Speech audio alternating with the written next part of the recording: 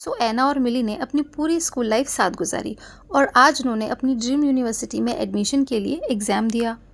अब दोनों exam paper discuss करते हुए सोच में हैं कि कहीं ऐसा ना हो कि एक का एडमिशन हो जाए और दूसरे का ना हो।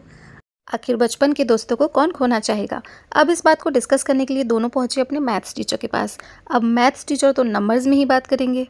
दोनों का क्वेश्चन पेपर डिस्कस करके मैथ्स टीचर ने बताया कि एना तुम्हारे पास होने के चांसेस हैं 80% और मिली तुम्हारे 70% और दोनों में से किसी एक का तो ज़रूर हो जाएगा, इसके चांसेस हैं 95%। पर ये क्या, मैथ्स टीचर आगे कुछ बोलते इतने में ही प्रिंसिपल का कॉल आ गया और सर चले गए। एना और मिली का सवाल वहीं की वहीं, आखिर दोनों के एक साथ पास होने के चांसेस क्या हैं।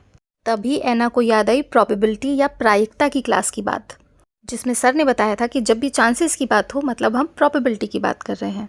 अब एना ने लिखा प्रोबेबिलिटी का फॉर्मूला, जिसके हिसाब से probability A union B is equal to probability of A plus probability of B minus probability of A intersection B, जहाँ पर ए और बी दो डिफरेंट इवेंट्स या घटनाएं हैं। मान लिया इवेंट ए है एना का पास होना और इवेंट बी है मिली का पास होना। Probability of A union B दर्शाता है किसी भी एक इवेंट के होने की प्रोबेबिलिटी, यानी कि किसी भी एक के पास होने की प्रोबेबिलिटी, जो कि सर ने बताई थी 95%। प्रोबेबिलिटी ऑफ ए है 80% मतलब 0.8 और प्रोबेबिलिटी ऑफ बी हो गया 70% मतलब 0.7। Probability of A intersection B है दोनों घटनाओं के होने की प्रोबेबिलिटी, यानी दोनों के एक साथ पास होने की प्रोबेबिलिटी। और एना और मिली को यही तो चाहिए। अब फॉर्मूले को थोड़ा लेफ्ट राइट करके और वैल्यू पुट करके probability of A intersection B आया 0.55, यानी कि 55%। अरे वाह, ये तो 50-50 से ज़्यादा हो गया। एना वॉज हैप्पी, बट मिली ने कहा बाकी का 45%। एना ने कहा बी पॉजिटिव यार।